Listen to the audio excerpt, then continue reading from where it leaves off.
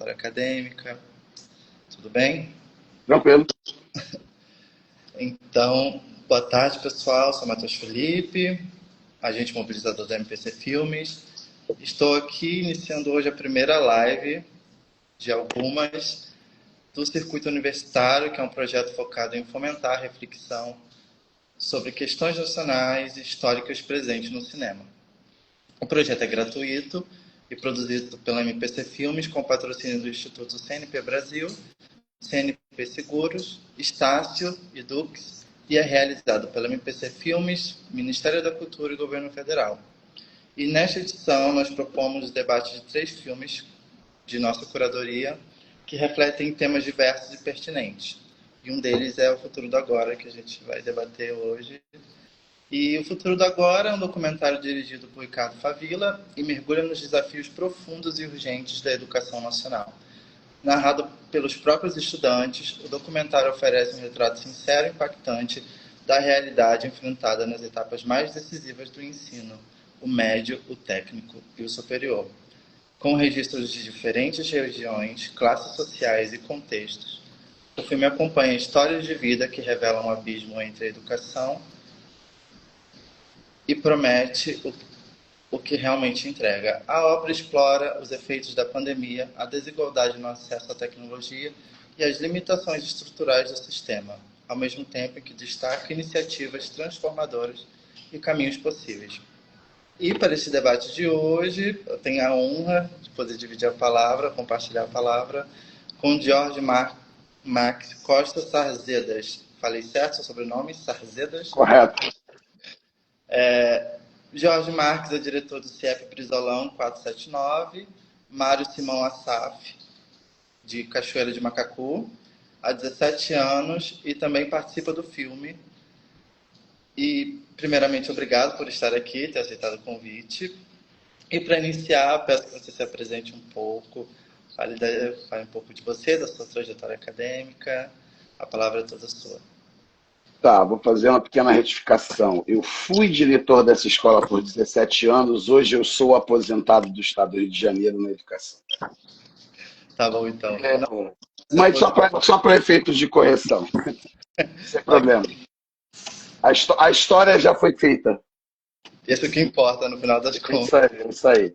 Bom, eu me chamo Jorge Max Costa Sarzedas, eu concluí minha graduação em 1991, na Universidade Salgado de Oliveira, que tomava esse nome naquele ano, né, que se tornou uma universidade, antes era só uma faculdade.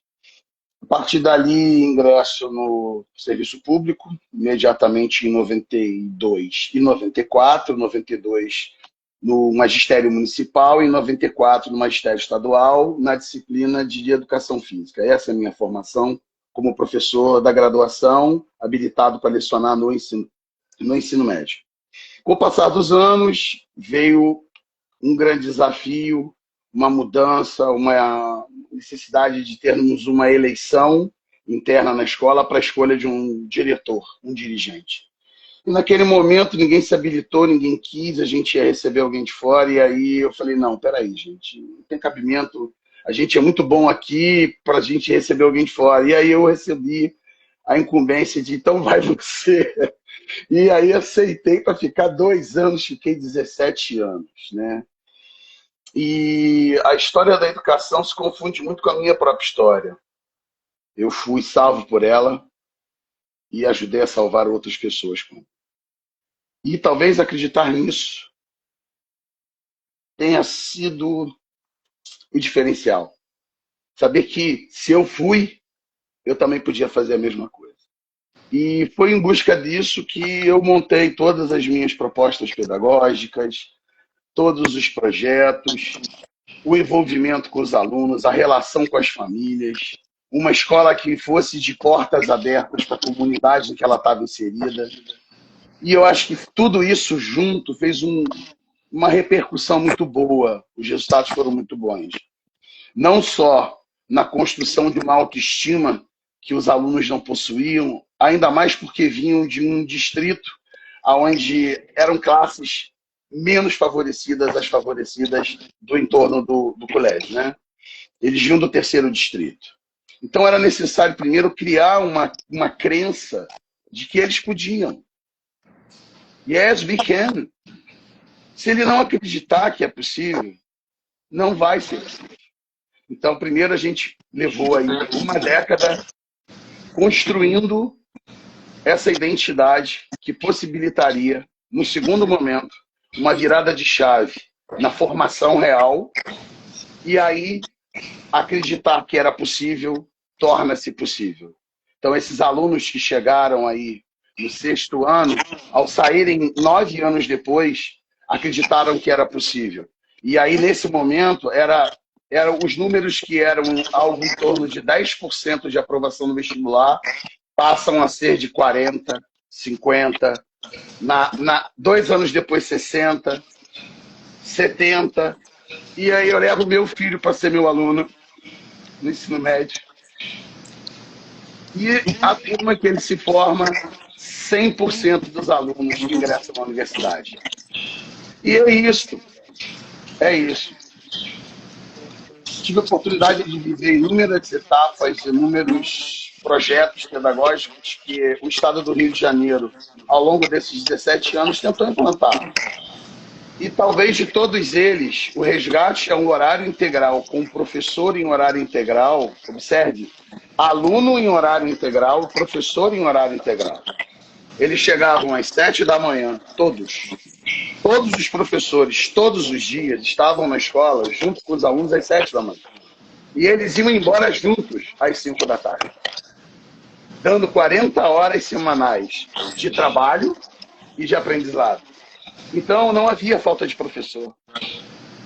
O aluno era contemplado o tempo inteiro com apoio, supervisão, acompanhamento. Vamos dizer que o Estado do Rio de Janeiro implementou uma política de escola privada em 18 escolas públicas. E o resultado dessas 18 escolas públicas foi mostrar que o problema nunca foi o professor, nunca foi a mão de obra. Talvez sim a crença do aluno de que era possível ele galgar a universidade. Eu tive 2 pós-graduações nesse momento, né, de reconstrução dessa etapa final, quando a escola recebe essa possibilidade de se tornar uma escola de horário integral, com aluno em horário integral e professor também, que foi pela UF, em gestão e empreendedorismo educacional, e anterior a ela uma gestão mais vocacionada à questão dos processos, que foi pela Universidade Federal de Juiz de Fora. Em ambas eu obtive sucesso, apresentei o trabalho, o segundo trabalho foi utilizado numa revista acadêmica que a UF tem, isso ganhou repercussão fora até do Brasil, era um modelo diferente, a gente chamava de célula de aprendizagem, onde um aluno que sabia mais ajudava o aluno que sabia menos, solidarizando e somando para que o outro pudesse estar no mesmo lugar que ele estava, já que eles estavam na mesma escola, com os mesmos professores, recebendo as mesmas oportunidades. E eu acho que isso fez uma grande diferença na vida desses jovens ao longo desses 17 anos. Que bacana, inclusive. O que me leva a uma questão, você conseguiria, de forma geral, montar um panorama curricular, né? Você viveu tantas mudanças curriculares na educação brasileira nesse tempo. Quais suas considerações e o panorama desde que você assumiu como diretor até quando você saiu? Você conseguiria dar essa trajetória histórica de mudança curricular e suas considerações com a mudança curricular, inclusive com o novo ensino médio, BNCC? A implementação do novo ensino médio eu não vivi como gestor público, como diretor de escola. Aí eu vivi num outro cargo que foi o de agente de acompanhamento de gestão escolar. Hoje no estado do Rio de Janeiro a gente é chamado de AGE. É chamado porque continua a função. Eu não exerço mais a função. Então eu acompanhei fora da gestão, ajudando as gestões a entenderem o desafio do que seria esse novo ensino médio. O maior gargalo dessa... Porque quando eu falo das anteriores, as anteriores elas perduraram por 13 anos. Nos últimos 4, a partir do Michel Temer até o presente momento, né, já que a partir de 2026 a gente entra de volta numa modalidade mais próxima do que era o passado, voltando ao que era esse currículo da educação no Brasil, os moldes dos parâmetros curriculares que são muito antigos, muito mais antigos do que essa modalidade que foi implementada aí, chamada de novo ensino médio. O problema do novo ensino médio é que ele foi implantado sem que houvesse um trabalho prévio de planejamento e execução de etapas muito mais importantes do que a sua própria implementação. Quando você cria o itinerário formativo, você entrega isso para um professor, com uma ementa muito superficial, você retira do professor o direito de seguir algo que ele sabe que vai ser utilizado em outras unidades escolares. É claro que isso abre uma outra perspectiva, a perspectiva de poder atender às peculiaridades locais. Só que com isso, a gente perde uma eficiência que continuou sendo cobrada no Exame Nacional do Ensino Médio. E é nesse momento em que essa mudança ocorre e a avaliação não muda, é que os abismos começaram a acontecer. Os percentuais de aprovação das escolas, elas foram caindo paulatinamente pela falta exatamente desse planejamento prévio. Primeiro vamos oferecer uma formação a esse professor, para que ele entenda o papel desse itinerário, para que ele entenda que ele tenha liberdade quanto à ementa, mas ele precisa ter um foco e uma direção que aponte para aquilo que efetivamente vai mudar a vida desse aluno, que é o Exame Nacional do Ensino Médio. Né? Então, houve redução de algumas disciplinas, mas que poderiam, de algumas disciplinas que poderiam ter sido compensadas com esses próprios itinerários formativos. Mas aí a gente vai falar de carência de professor. De nada adianta eu tapar um buraco com um professor que não tem a formação necessária para atuar naquela disciplina que tanto é necessária para que o aluno consiga obter o sucesso no Exame Nacional do Ensino Médio. Então, aí a gente está falando de dois aspectos. Primeiro, o curricular, que, na minha maneira de entender, falhou por não ter sido feito com a antecedência necessária para a preparação de quem executaria esse plano. 1. 2. A questão da ausência do professor nas disciplinas mais importantes. E aí, quando eu digo ausência, não é a falta do professor esporadicamente por um problema de saúde. A ausência real, o que a gente chama hoje dentro da rede como carência de professor. Carência de professor hoje talvez seja, de todos os desafios da educação pública no Brasil, o maior deles. Porque se passou 50 anos de desvalorização do magistério, onde o salário do professor hoje, se comparado ao que foi há 50 anos atrás, é ínfimo. A gente hoje é obrigado a trabalhar em 3, 4, 5 escolas para ter uma renda que permita você viver, inclusive, na metrópole ou na borda da metrópole. E dentro do interior, mesmo morando com custo de vida menor, ainda assim exige que esse professor trabalhe na rede privada, na rede municipal e na rede estadual. Então você veja que resta pouco tempo para planejar, para continuar uma formação continuada que vai melhorar a qualidade desse professor. Então, o que está faltando, e eu acredito piamente que algumas das iniciativas que eu venho assistindo por parte do novo Ministério da Educação, né? Novo porque a gente tem que falar que o velho só destruiu. O novo tenta recuperar e reconstruir o que foi deixado para trás. Porque o novo ensino médio nasce exatamente no momento em que a direita, num golpe, retoma a gestão desse país. E aí foi descer uma ladeira numa velocidade inigualável. A gente jogou fora aí 20 anos de trabalho muito duro, muito árduo, onde a gente via números crescentes de participação, ingresso e permanência nas universidades.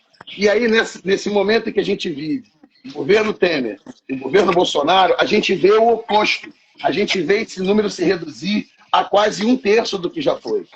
Aí você me explica, a população diminuiu nesse tempo? Não, o acesso foi dificultado. O aluno perdeu o estímulo, perdeu a crença, perdeu a fé e desistiu de ser universitário. Então, de que adianta você ter o acesso se você não acredita mais nisso? Então, essa é a grande pergunta que o futuro do agora, na minha maneira de entender, fez refletir nos jovens.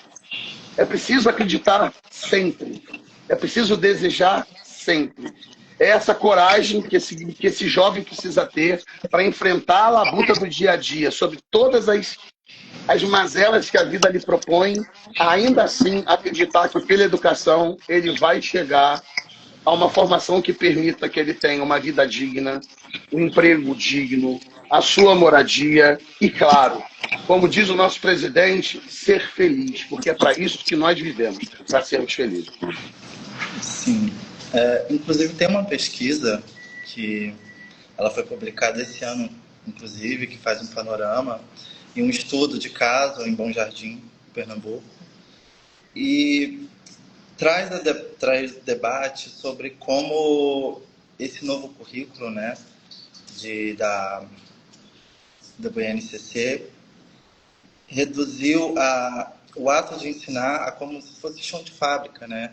Uma padronização, alunos entram, são condicionados a escolher algo numa lógica capitalista, você precisa pensar no seu futuro.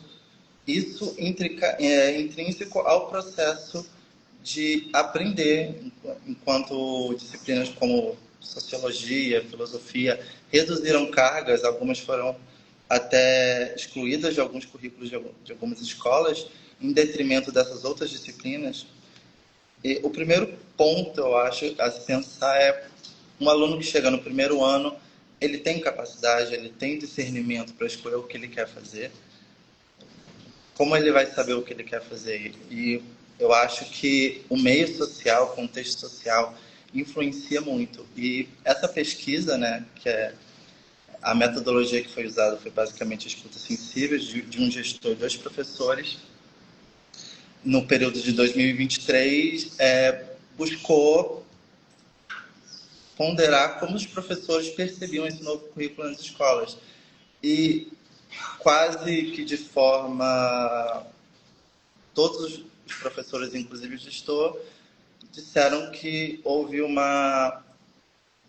alunos se sentiram dispersos, não se sentiram engajados de aprender, e muitos deles, quando escolhiam essas disciplinas onde era de formação de alguma capacidade para o mercado de trabalho, eles basicamente escolhiam o que o grupo de afinidade deles escolhia, ou um tema que achava interessante. Ou seja, essa lógica de simplesmente ser um corpo que trabalha, que produz, ele afasta o aluno que vem, geral, em sua maioria, de uma realidade socioeconômica frágil. E como, aí eu já emendo uma pergunta para você,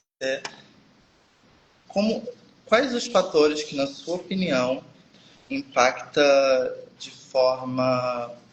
são importantes a se considerar no trajeto de um aluno, principalmente no trajeto de um aluno que vive um contexto socioeconômico frágil, como a escola, como o colégio deve pensar um currículo que o abrace, né? Onde ele possa se sentir interessado, onde ele possa querer buscar conhecimento e se sentir engajado, observando esse panorama entre o antigo currículo, né, que agora vai voltar a ser um antigo currículo, e a necessidade da educação brasileira contemporânea. Eu vou responder a sua pergunta me apropriando da fala de um grande antropólogo brasileiro, Darcy Ribeiro.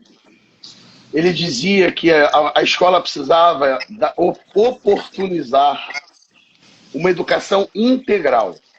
O que ele queria dizer com educação integral?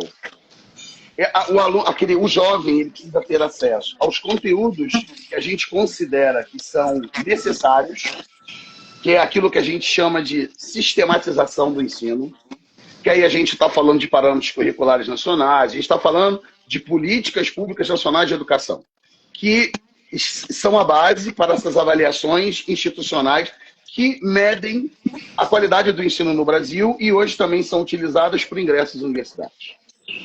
Além disso, a gente precisa oferecer o outro lado, o lado humano da vida, a arte, o esporte, os novos saberes, as questões ligadas ao ambiente, a sustentabilidade, Então, o que a gente fala com uma educação integral? É você, dentro do conceito de educação, dentro da proposta curricular, você conseguir traduzir toda essa experiência em todos esses aspectos. Não importa se essa educação ela será feita em meio expediente, se ela vai ser feita no expediente inteiro, se ela vai ser feita em complementação, se ela vai ser oferecida, mas não vai ser obrigatória. Mas é preciso que se tenha esse entendimento. A educação precisa ser, antes de mais nada, integral. Ela tem que integralizar todos os saberes.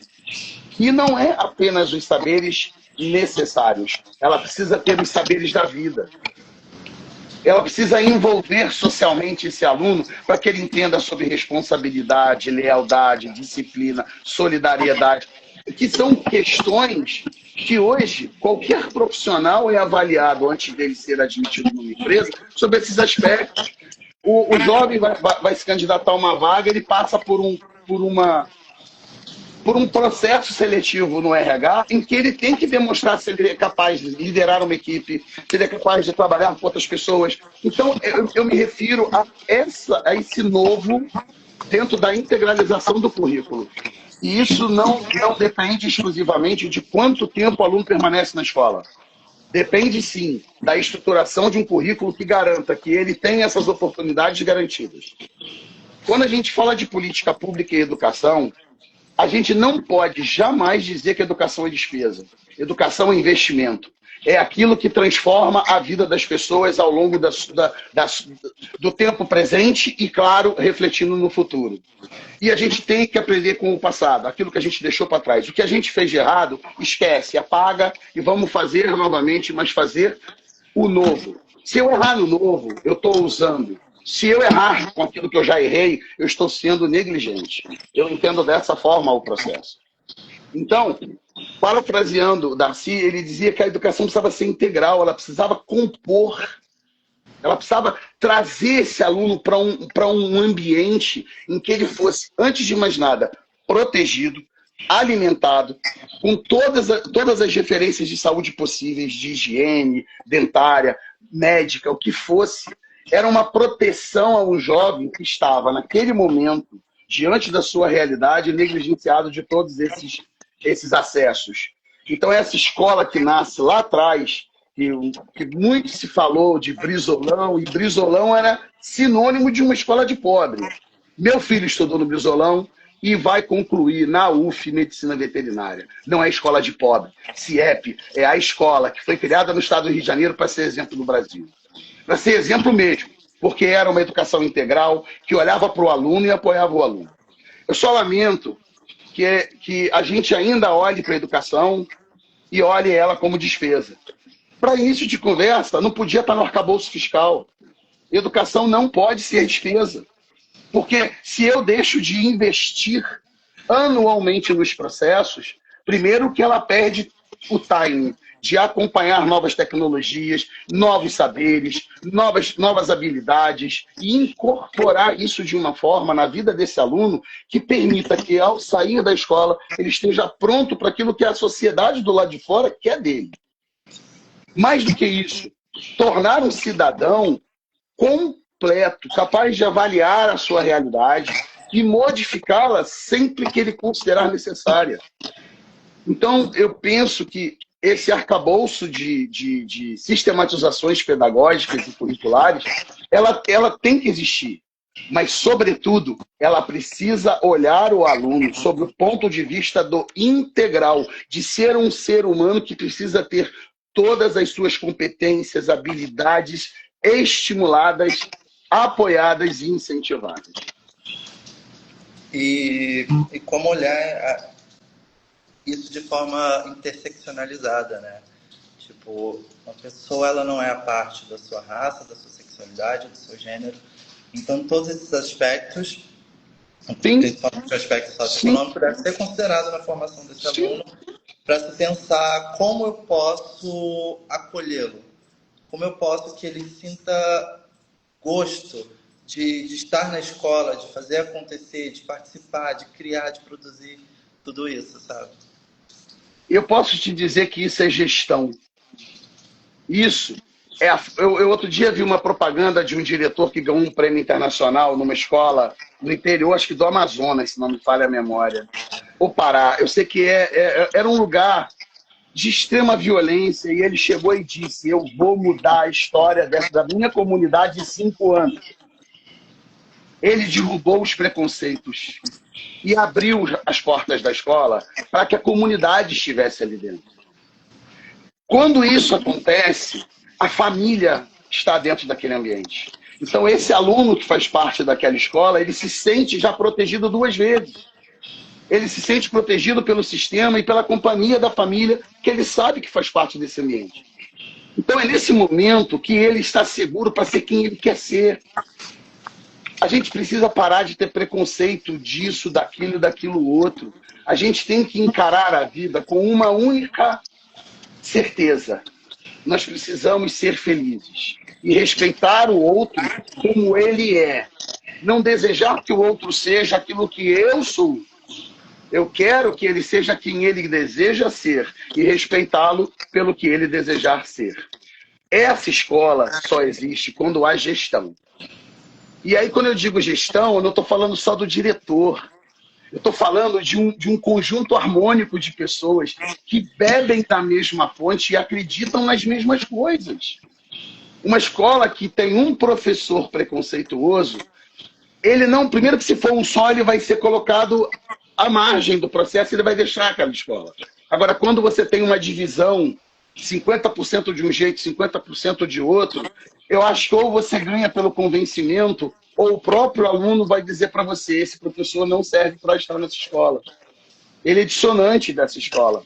E aí, o próprio sistema, a própria comunidade, ela vai buscando novas pessoas para incorporar isso. A escola é o ambiente mais democrático do mundo, porque nela vem todo santo dia um conjunto de pessoas que são das mais variadas realidades possíveis, seja ela socioeconômica, seja ela de escolha do seu desejo e da sua orientação sexual, seja o que quer que seja, da sua crença como religião, da sua cor, não importa. Quando eu estou nessa escola, e aí vem a coisa do professor de educação física, eu sempre disse que nós éramos um time, que vestíamos a mesma camisa. Então, independente de quem quer que nós fôssemos, nós precisávamos acreditar e ajudar uns aos outros, porque só desse jeito o time seria vencedor. Isso significa inclusão, independente de onde ele vem, independente de quem ele fosse. E o esporte que foi usado durante 9 anos construiu essa ideia. E aí, a ideia estando pronta, ficou mais fácil. Eu tive 2 casos de bullying. Eu levei a máxima do cumprimento legal. Sabe por quê? Porque eu tinha que dar o exemplo. Este lugar não é o lugar em que você fará isso. E aí o exemplo está dado. E quem fizer vai passar pelo mesmo prejuízo. E isso foi um exemplo que serviu demais para que os jovens entendessem que eles não estavam ali para apontar o dedo, mas para serem aceitos. Em todos os sentidos, sobre todos os aspectos. A escola, quando a gente diz que ela é a segunda casa da gente, ela não é só a segunda casa da gente. Ela é a nossa segunda história. Porque a primeira, eu vivo na infância só recebendo praticamente a maior influência da família. Mas quando eles chegam na adolescência, no segundo ciclo do fundamental e no médio, é onde ele vai se descobrir como eu. Eu sou alguém. Quem eu quero ser? E se essa escola não estiver aberta para receber esse jovem, ela jamais fará diferença na vida dele. Os processos educacionais, eles foram concebidos porque é necessário que se tenha um norte. Mas isso não significa que o tempo de permanência do jovem na escola tem por obrigação que seja de 3 anos. A escola tem uma obrigação, é a formação, independente do tempo que ela leve para estar pronta. Então, eu sempre ouvi que eu reprovava demais, que eu era criterioso demais, que a minha régua era muito alta. Mas eu posso garantir a você, todos esses jovens que fizeram mais de uma vez as séries, hoje estão empregados, possuem suas vidas, vivem elas com a dignidade que eles escolheram e são felizes. Porque eles puderam usufruir do tempo necessário para que a formação deles desse a eles o direito de chegar onde eles queriam chegar. Eu penso que sistema educacional é isso. É olhar para o indivíduo e trabalhar em prol dele, garantindo todos os registros legais, sem deixá-los em segundo plano, mas principalmente garantir todos os direitos individuais de todos os alunos e das suas famílias nesse ambiente. Caso contrário, nós não vamos realizar absolutamente nada de mudança na vida desses jovens. Exatamente. Eu penso um pouco da minha trajetória, né? Minha trajetória foi toda também no ensino médio público, né? E foi fundamental, foi decisivo na minha formação, porque a partir de histórias de professores, né? Eu tive o prazer de crescer com ensino horizontal, né? Não vertical, aquele ensino de conteúdo, vamos à lógica, eu sou o recipiente, você que deposita o conhecimento em mim. Eu tive o prazer de não me formar numa escola assim, onde era horizontal, e é o que o Paulo Freire diz, né, no livro Pedagogia do Oprimido. Ele fala que é importante ter o diálogo e a praxis. É importante, é fundamental para a educação que tenha isso. E hoje, olhando para trás, vendo tudo que eu pude ter o contato, pude ter o prazer de ter o contato, os professores incríveis, colegas incríveis que eu tenho contato até hoje, sabe? O quanto é a prova de que dá certo, a forma que, no final, a formação do indivíduo, como não só ser político, como um ser crítico também, é fundamental, é imprescindível.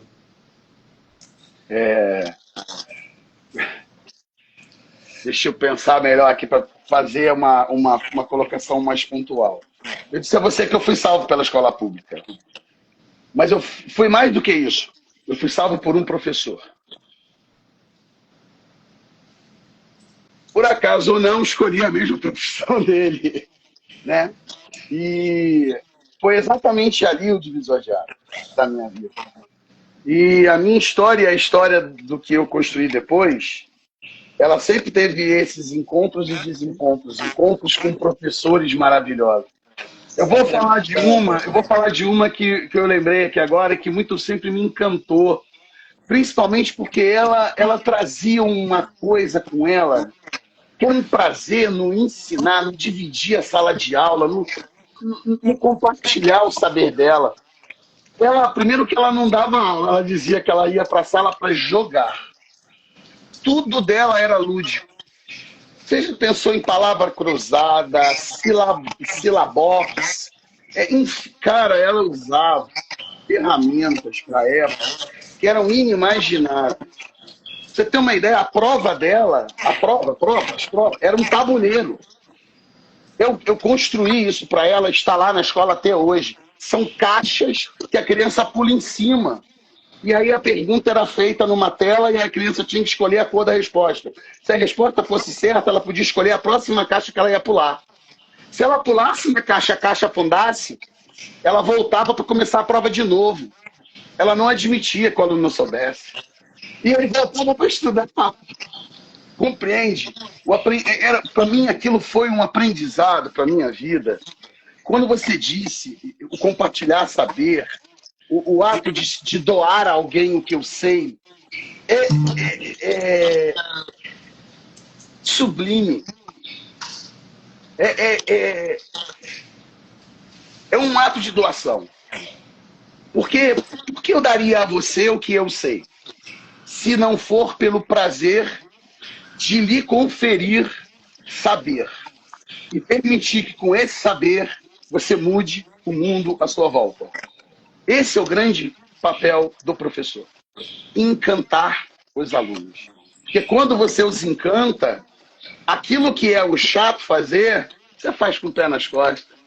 Porque o aluno vai aprender naturalmente, porque ele tem 3 coisas que todas as pessoas têm: capacidade, inteligência e discernimento.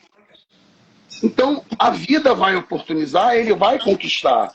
Agora, é o papel do professor no meio do caminho, professora Mariana de História. Muito obrigado. Foi em Quintino? Não, foi no mesmo CIEP. Foi no mesmo CIEP onde eu fui diretor. E o dia que ela chegou, ela era uma mulher pequenininha, ela disse assim, eu vi que você gosta de apoiar projetos pedagógicos, eu tenho um, será que você apoiaria? Eu falei assim, Mariana, diz o que que é.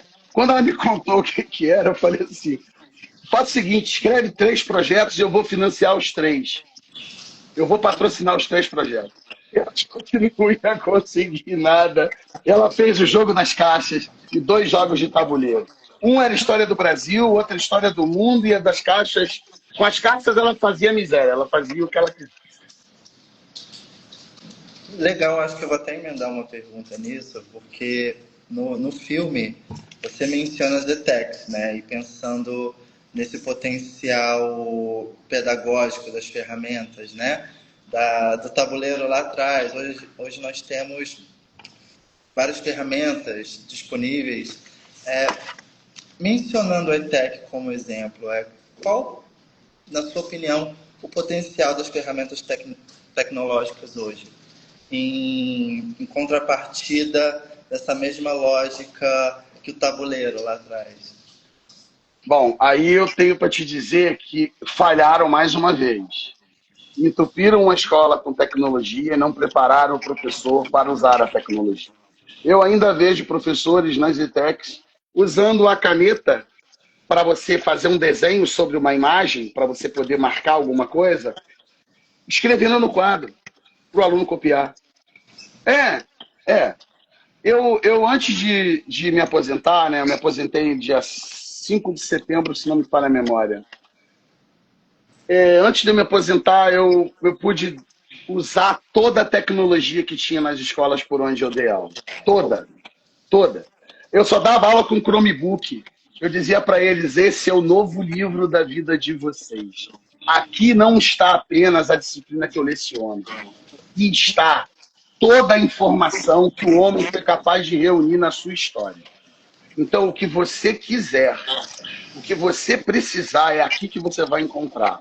Basta que você saiba perguntar. E que você tenha, sobretudo, curiosidade. Porque é a curiosidade que faz a gente dar o próximo passo, fazer a próxima pergunta. E eu acho que o aspecto ETEC, ele, para o professor que se adequou, que se apropriou desse processo tecnológico, esse aluno deu um salto qualitativo. Primeiro porque ele também aprendeu essa tecnologia. Então é mais um saber que ele está levando com ele para fora do processo educacional. Segundo, a tecnologia ela é encantadora. Ela encanta só de você ter acesso a ela. Você imagina você chegar na sala de aula e encontrar uma tela de 120 polegadas. Para alunos que mal e mal em casa tem uma TV que deve ser de 20 e que não tem acesso à internet às vezes. Se não for a antena digital, não tem acesso aos canais, a outras mídias, a outras tecnologias. Então, veja, a ETEC ela é o salto qualitativo, sim, que o Estado propôs à sua rede. O que faltou foi dar uma formação adequada antes para que a máxima utilização pudesse ser implementada. Toda vez que a gente dá algo para alguém e esse alguém não sabe como usar, o que aquela pessoa faz? Ela guarda, ela refuta, ela não utiliza. E se ela utiliza, ela não a utiliza adequadamente. E, no final das contas, a gente só faz mais do mesmo. É claro que o Estado do Rio de Janeiro avançou sim. As ETECs foram uma conquista? Foram. Foi um experimento necessário? Foi. É preciso criar mais ETECs? Sim. Só que a gente não pode simplesmente continuar reproduzindo o modelo de antes. A gente agora precisa enxergar o que a gente fez de errado, propor primeiro a formação, capacitar esses professores e aí sim estabelecer novas ETECs, mas com professores já habilitados no uso dessas tecnologias, para que a implantação disso repercuta mais de 100% para quem tem que repercutir, que é o aluno e a formação dele. De outra forma, não vejo nenhuma necessidade de ter uma televisão de 120 polegadas na sala com todo aquele recurso tecnológico disponível. É importante pensar que a maior parte dos alunos não tem acesso a esse tipo de tecnologia. Então, se não o educador, quem vai ensiná-los a manusear? Né? Se não o educador tem todo o ensinamento que é necessário para dominar, e meio que leva às mídias sociais, né? Como as mídias sociais hoje também impactam, né? O TikTok é a nova ferramenta, e muitas pesquisas analisaram o potencial pedagógico de plataformas como o TikTok, por exemplo, onde tem alguns produtores de conteúdo que divulgam informações, então usam de vários elementos, seja elementos gráficos, seja música, seja vídeos curtinhos, animações, para educar através dessa plataforma. Como, na sua opinião, a gente pode explorar da melhor forma esse potencial que a gente tem hoje das mídias sociais? Olha, eu vou além da mídia social, eu vou à inteligência artificial que está por trás dela. Hoje, o que se discute em educação não são as redes sociais. O que se discute em educação é a utilização apropriada e adequada da inteligência artificial como ferramenta de suporte a esses alunos. Você já imaginou se cada aluno tivesse, hoje, o interesse e a curiosidade por qualquer tipo de saber e você entregasse para ele um chat GPT pago? E ele aprendesse a escrever o que ele quer saber sobre o assunto, e a inteligência pudesse fazer com ele uma troca de saberes que legitimasse de fato o seu aprendizado, minha Nossa Senhora. As redes sociais hoje, elas ficaram já no passado. A gente está falando de uma escola que precisa urgentemente de inteligência artificial. Não para substituir o professor, para ser mais uma ferramenta a serviço do processo educacional. Por quê? O professor ele tem um papel fundamental, que é o de estimular o saber, independente de qual seja esse saber. Ele precisa ser o veículo que vai conduzir pelo caminho. E é nesse momento em que ele interage com esse aluno. A mídia social, ela teve seu papel há uns anos atrás. Era uma forma realmente de você produzir pequenos vídeos. Eu, por exemplo, era um fã do Khan Academy. Eu perdi a conta de quantas pessoas tinham dificuldade com matemática, que eu dizia: entrem, faça a sua inscrição e vá aprender matemática com o cara mais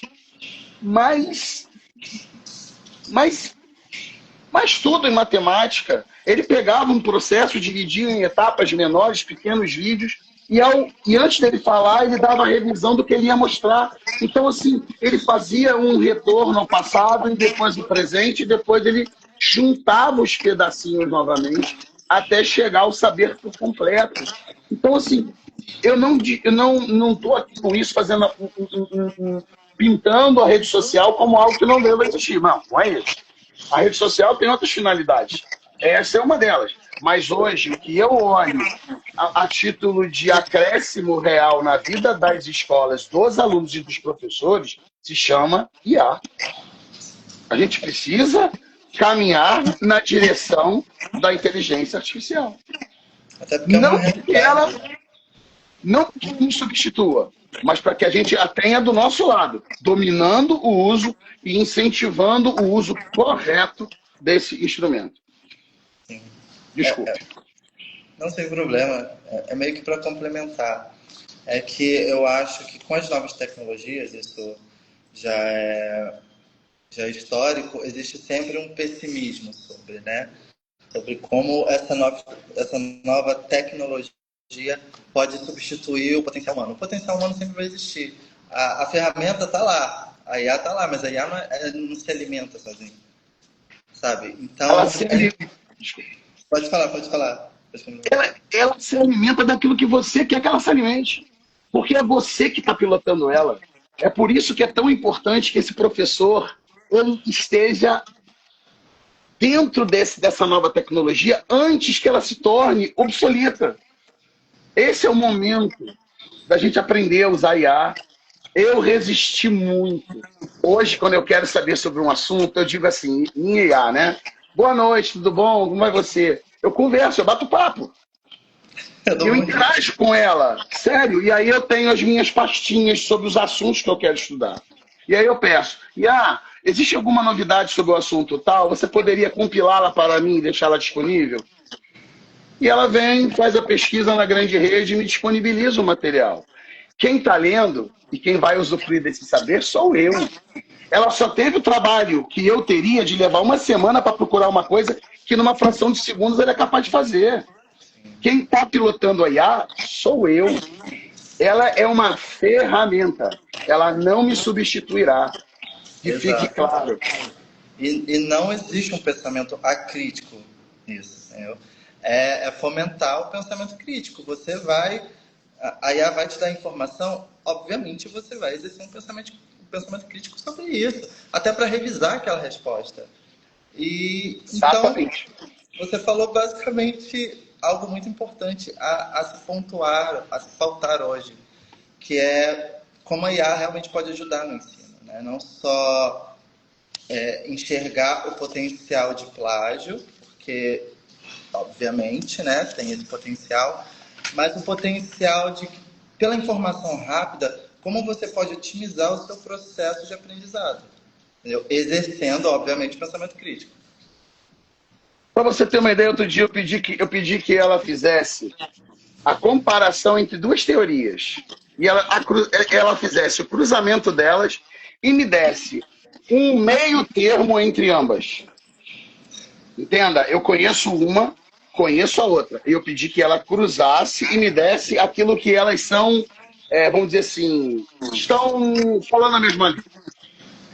Para que eu pudesse escolher se eu queria o caminho do meio ou se eu queria o caminho à direita ou à esquerda. O critério continua sendo meu. A análise continua sendo minha. A única coisa que ela fez foi me mostrar, com a capacidade dela de processamento, o cruzamento das informações. E eu te pergunto, o que é difícil nisso? É só escrever. É você dizer como você quer que seja feito. E você vai usufruir de um novo saber que você mesmo acabou de criar. Porque as teorias elas foram separadas. Mas quando eu peço para elas serem sobrepostas, a IA é capaz de criar uma terceira. E aí a minha leitura me permitirá questionar se aquilo que ela construiu é válido para a minha percepção ou não. Voltando a dizer, é critério, é análise, é criticidade. É isso, é processo. Educação é processo. Tudo aquilo que se incorpora dentro do saber é um processo. Seja ele mecânico, seja ele digital, seja ele oral, seja ele visual. Não importa como você obtém o saber. Importa que ele está disponível de inúmeras maneiras. E é exatamente essas inúmeras maneiras que possibilitarão o aluno e o professor caminharem juntos e apropriadamente numa direção só. Quando isso ocorre, o processo se deu por completo. Só isso. Educação não é um bicho de sete cabeças. Educação é apenas a dificuldade maior, sabe qual é? Relacional e harmônica. É você ter sempre um ambiente favorável, mas sem que com isso você tenha que criar situações indesejáveis. A harmonia, ela precisa ser plena, para que o objetivo seja igual para todo mundo. E aí as coisas caminham na mesma direção. Esse é o processo mais difícil. Educação por si só não é um processo impossível de ser feito, por quem quer que seja. Você, se quiser ensinar alguém a escrever o nome, você vai arrumar um jeito de fazer essa pessoa fazer as conexões necessárias, sabe por quê? Porque você já aprendeu. Talvez você não ensine com método, mas você vai conseguir, dentro do seu saber, construir uma forma de que essa outra pessoa se aproprie do que você quer ensinar. E em pouco tempo você vai ver que você também pode ser um professor, sem mesmo ter feito cadeiras de didática, filosofia, sociologia ligada à educação, para entender os processos históricos. Educar alguém é se doar. Vou voltar ao que eu já falei. É um ato de doação. É aquilo que eu quero dar ao outro. Se isso existe, a educação existe. Acho que é o ponto de partida, né? É Claro. a vontade de mudar a história, é acreditar no potencial disso. E você mencionando a educação como um processo é interessante porque, como todo processo, não é fixo. Então, ela sempre é passível de mudança, de análise, de construção. Então, eu acho que você usou a palavra perfeita, que é processo. Educação é processo. E como todo processo, ele está em construção eterna e sempre vai estar. E direcionando para um outro tema que é muito recorrente no filme, inclusive você fala muito disso, que é sobre evasão escolar, né? Pensando, trazendo essa análise do filme, na sua opinião, hoje, você menciona, faz um paralelo entre o aluno pobre e o aluno rico, né? Que eles têm a mesma hora na escola, mas o processo de cada um é diferente. E levando para essa análise da evasão, na sua opinião, quais são os principais fatores da evasão de um aluno? Vamos lá. Eu vou lançar um desafio no ar agora. Alguém algum dia fez estatisticamente o cálculo de quanto se evade o aluno que é melhor financeiramente? Alguém já ouviu falar de estatísticas de alunos que evadiram, estando eles nas classes favorecidas? Não. O que tem lá que falta do outro lado? Oportunidade, apoio. Você imagine morar numa casa onde só a mãe trabalha, o pai só fez os filhos ir por mil no mundo, aí você tem um irmão mais velho, uma irmã e mais um pequenininho. Alguém vai ficar em casa para cuidar do irmão, pode estudar, né? Então, como é que você pode querer avançar se é dessa estrutura que sairá o aluno que vai para a escola pública? Em algum momento ele vai faltar. Se ele não está no dia a dia da escola, ele perde etapas. Não é um processo? Então ela é feita de etapas. Se você pula 3 etapas seguidas, você não vai conseguir voltar e aprender se você não tiver a oportunidade de voltar lá naquele momento em que você parou. Para que você possa receber as etapas que você não teve, para acompanhar aqueles que já passaram por ali. Quando eu digo que educação é investimento, eu penso que escola hoje, na realidade que os jovens de hoje possuem, principalmente nas periferias desse país, tinha que ter muito mais creche, para que os filhos menores pudessem estar na creche, para que os irmãos, na idade correta, pudessem estar cursando o ensino médio e o Fundamental 2, para obterem a formação básica capaz de levá-los à universidade. Quando a gente olha o cenário da educação no mundo, se a gente for pensar no que a China se tornou como potência em produção de novas tecnologias, novos transistores, novo tudo. Eles construíram o novo.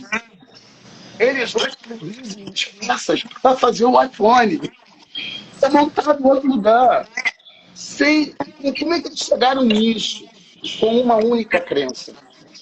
Era preciso garantir que, no mínimo, gerações inteiras de chineses estivessem na escola, tivessem acompanhamento e pudessem, com o dinheiro do Estado chinês, garantir que eles pudessem estar todo santo dia na escola. E para isso eles eram cobrados. Nunca foi de graça. Então, essa reciprocidade com o investimento repercutiu ao longo de 3 décadas. Hoje a China colhe, aí quando eu vejo o futuro do agora, né? Enquanto nós não olharmos para a educação nesse país como um projeto de país desenvolvido, nós não vamos estabelecer prioridades na formação do cidadão capaz de amparar essa mudança real que tanto se fala desde que eu ainda era criança. Você é o futuro do país. Que futuro? Qual é esse futuro? Nunca me disseram qual era. É preciso que se saiba. É preciso que todos saibamos. Não pode ser um plano decenal, porque em 10 anos não se constrói uma formação integral. Se eu for levar em consideração a pré-escola, o ciclo básico, a educação fundamental 1 e 2, o ensino médio, que está englobado no ciclo básico, e a universidade, não está bem concluído, por mais de 20 anos. Como é que você faz um plano decenal? Não tem cabimento. Tem que o percurso histórico esteja dentro do plano e com uma direção aonde nós queremos chegar com isso. Nós queremos construir um mundo melhor? Queremos. Como? Quais são esses princípios e essas prioridades? É isso que tem que existir. E custe o que custar, esse não pode ser motivo de cortes. Não pode ter motivo de cortes. Porque esse investimento garantido mudará a história do nosso país daqui a 30 anos. Mas, para isso, a gente não pode continuar votando errado, pelo amor de Deus. Já está na hora, né? Pelo amor de Deus. É inadmissível que a gente continue insistindo, os ricos, tomando as decisões da maioria da população brasileira. Eles não querem o pobre andando de avião. Eles não querem o pobre na universidade. Por eles, as cotas já tinham acabado há muito tempo. Eu sou referência para dizer isso. Eu tenho lugar de fala. Eu só entrei na universidade porque meu pai e minha mãe puderam pagar. O meu filho foi para a universidade pública, tendo saído de uma escola pública de ensino médio. Essa é uma mudança. E ela só foi possível porque houve um início de retomada, de um ajuste social necessário para que a gente pudesse ter parte da população minimamente com a mesma formação. Só que a gente precisa avançar. A gente precisa ter um plano de país para daqui a 3 décadas, que a gente construa ele paulatinamente, para que quando a gente completar 30 anos, a gente tenha motivo para comemorar. Porque a gente pode transformar o Brasil num polo tecnológico, ou transformar num polo agropastoril. A decisão tem que estar na mão de quem governa, e é eleito pelo povo. Mas com o povo do lado. Não eleito pelo povo para tomar sua decisão. Eleito pelo povo para tomar as decisões em prol dessa população. Aí sim a gente vai acabar com a evasão escolar. A evasão escolar de todos os indicadores educacionais. Eu não vou dizer que ele é vilão, porque vilanidade para isso é pouco. Você olhar um jovem em idade escolar não poder chegar na escola porque ele não tem com quem deixar o irmão, ele não pode levar o irmão para a escola, porque ele tem que cuidar de alguém que não tem alguém que cuide, porque alguém tem que trabalhar, ou ele não pode ter uma educação integral, de tempo integral, porque ele tem que trabalhar para completar a renda familiar. Isso não tem precedente. Vamos olhar os modelos que deram certo na China, onde as famílias recebiam um salário do Estado para bancá-las. Mas, como eu disse, com a exigência de que o processo tinha que estar totalmente contemplado. A mãe tinha que estudar também, porque tinha que ajudar o filho em casa para que o aprendizado realmente ocorresse. Então, há que se ter disciplina, há que se ter crenças e há que se ter fé. Para quê? Para que esses 30 anos passem, a gente não perca o foco e acredite que ao final deles a gente tem o pote no arco-íris. Caso contrário, a evasão vai consumir a educação pública no Brasil e vai virar uma estatística horrorosa. Sabe por quê? Porque quando eu vou dizer que eu vou cortar em educação, eu justifico que a evasão não para de crescer, o aluno não quer estudar, ele não quer se envolver com a formação dele. Mentira! Mentira! Quando é que a gente vai parar de ser hipócrita? A gente precisa olhar para o sistema educacional brasileiro, com a realidade real da criança brasileira, das famílias que precisam dessa escola pública. Escola pública não é para filho de rico. Escola pública é para botar na vida aqueles menos favorecidos. Proporcionar a essas pessoas a dignidade de ser um cidadão de bem, acreditar naquilo que é real, factual e na própria história, para que ele, mudando a própria história, mude a história do próprio país dele. Porque, né, a gente dizia, eu não mudo o mundo. O que muda o mundo são as coisas que eu faço, porque eu mudo pessoas, e pessoas vão mudar o mundo. Quem vai mudar o mundo são as pessoas que eu convivo. Esta conversa aqui pode mudar alguma coisa? Pode. Vai que alguém ouve e diz assim, puxa, eu nunca tinha pensado sobre esse ponto de vista. Pô, não é que, de repente, isso me abre um outro horizonte, sabe? Então, coisas que nós fazemos, elas precisam ser planejadas. Sem planejamento, não se realiza absolutamente nada. Porque eu sei onde eu estou, mas eu não sei onde eu quero chegar, então qual que é o caminho me leva para lá. Então eu vou errar mais do que vou acertar. E aí sim, desperdício, é perda de tempo. Se for experimentar o novo ensino médio, o que deu? Uma redução drástica no ingresso, o resultado de queda de notas em praticamente todos os componentes curriculares, em todas as áreas do conhecimento. É só você olhar estatisticamente, você comparar antes da pandemia e antes do golpe, quais eram as notas dos alunos de escola pública. E como se tornou as notas desses mesmos alunos ao longo desse período. Pessoas desaprenderam? Não. Só não receberam o que elas tinham para receber. É isso. Paralelo a isso, existe um discurso que eu acho cruel, que é o discurso meritocrático, né? Que romantiza a dificuldade. Aluno precisava andar 2 horas para chegar no colégio. Fulano precisou enfrentar não sei o quê. Não deveria ser assim. Não deveria que, para você ter acesso, você deveria dobrar mundos. E não deveria que você alcançar um espaço a partir disso, as pessoas batessem palma como se tudo que você abriu mão, porque não deveria abrir mão, parabéns, você só está onde você está porque você abriu mão disso. E a criança com recurso? É a criança rica com recurso que não precisa abrir mão de nada. Sabe? Esse discurso, ele é intrínseco, porque eu ouvi esse discurso, né, quando eu consegui entrar na Universidade Federal, é o discurso que eu ouvi, parabéns, você entrou porque você mereceu. Não, porque existe uma política de cotas, eu entrei pela política de cotas. Eu saber que eu mereço, eu sei que eu mereço, mas eu não entrei porque eu mereço, eu entrei porque existe uma política que me proporcionou essa entrada. A Constituição do nosso país diz que todo cidadão brasileiro tem acesso, deve ter garantido acesso à educação, saúde, habitação, né? Você acha que há igualdade de acesso para todos?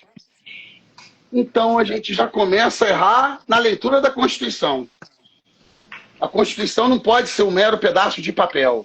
A Constituição precisa ser garantias. Ela precisa dar ao povo aquilo que ela consagrou no seu texto. Porque ela se chama Constituição Cidadã, porque ela foi escrita para o povo, não para uma classe favorecida. O entendimento daquela Constituição era garantia de direitos. E quais são os direitos que nós estamos garantindo hoje? É que os assuntos se misturam, né? A gente acabou de assistir um massacre, uma chacina. E tem gente batendo palma. Como? É bizarro. A Constituição garante acesso a tudo, inclusive o direito ao devido processo legal. E aí eu me torno o júri e o juiz. No Brasil não tem sentença de morte, então eu ainda cometi um segundo crime, sendo juiz e júri. Eu condenei a morte quando eu não podia. Como assim? Não é a luta do mais forte contra o mais fraco. Nós somos brasileiros. Nós precisamos, antes de mais nada, chegar à conclusão de que todos nós vivemos no mesmo país e precisamos das mesmas condições. É óbvio que há uma história por trás que impede que a gente tenha recurso suficiente para atender à demanda de todos. Mas o que a gente não pode é justificar nossas políticas com erros crassos e históricos. A educação não perdoará. nós vamos lembrar desses 121 mortos durante muito tempo. Se eu tivesse em sala de aula, eu estaria falando dele todo santo dia. Para ele não se repetir mais. Para ele não se repetir mais. Porque a gente educa com exemplo. E um exemplo de palmas para uma situação como essa não é o melhor exemplo. Não é o melhor exemplo. Isso. Não deveríamos bater palma para um Estado que deliberadamente mata. Só para eu complementar, porque eu ia falar uma coisa, eu acabei entrando no... Meritocracia não existe se não houver igualdade de condições. Enquanto o Brasil precisar de cotas para ingresso à universidade, não usem a expressão meritocracia, por Deus do céu. Mérito existe quando todos estão nas mesmas condições de igualdade. Aí a vitória é o mérito. Quando um está com tudo e o outro está com nada, mérito, não. Aí é milagre. Tem outra palavra, é milagre. Sim. E para encerrar, a hora voou, por incrível que pareça. É um bate-papo que vai fluindo e você não vê a hora passar. Agora eu olhei. Verdade, verdade. Para encerrar esse nosso bate-papo, como você falou, acho que vai depositar uma sementinha para todos refletirem. Eu mesmo vou sair dessa live refletindo. O que você tem a dizer, sua última palavra, pegando tudo isso que a gente debateu e condensando num discurso final, o que você diria? Eu diria para o jovem de hoje que ele acredite que ainda existe esperança. E essa esperança está na política. Eu vou aqui parafrasear o presidente. Ele não gostava de política, ele não queria ser político, mas um dia ele entendeu, se ele quisesse mudar o Brasil, ele precisava ser político. Porque é o político que toma as decisões. E a gente não pode mais permitir que as pessoas que queiram entrar na política o façam pelos motivos mais torpes. E isso só é possível porque as pessoas boas, aquelas que realmente querem fazer pelo outro, não se candidatam. Não querem ser políticos. Não pode ter conotação política negativa ser político. A política é a única forma de garantir direitos. Então, eu digo hoje para vocês, jovens, se aproximem da verdadeira política, da crença de que é o bem comum que tem que se sobrepor ao privado, de que viveram a vida em nação e acreditar que é possível ter um país digno é, sobretudo, defender a Constituição do seu país.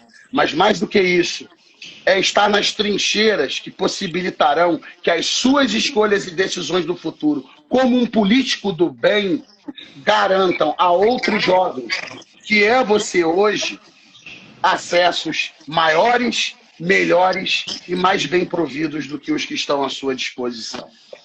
Essa é a mensagem que eu tenho para deixar. E que mensagem importante, eu acho que é isso, acho que devemos...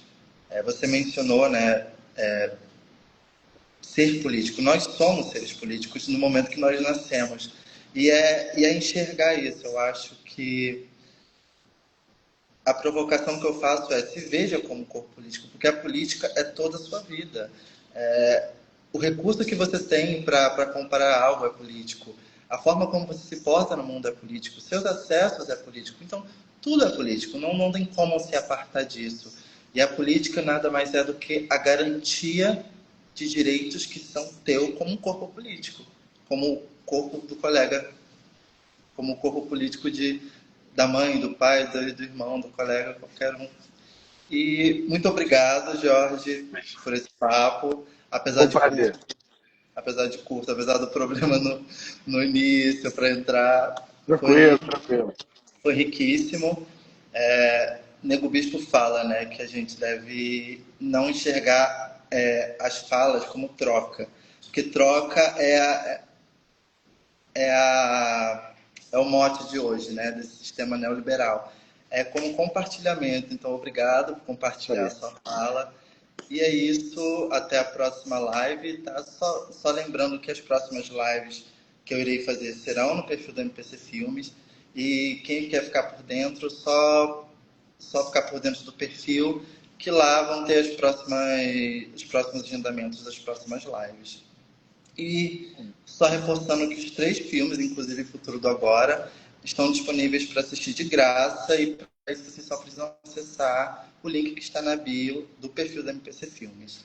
E é isso. Quer falar alguma coisa? Eu agradeço o convite. Fico lisonjeado de ter participado de um documentário tão valioso, com uma história tão bonita e com pessoas tão bacanas. Muito obrigado pela troca, pela, pela, pela reciprocidade, pelo ambiente. Muito obrigado. Fique com Deus. E, claro, assistam o documentário O Futuro do Agora. Isso, assistam o Futuro do Agora. Muito obrigado, Jorge. Uma boa semana para todos e um abraço. Tchau, Tchau, tchau. tchau.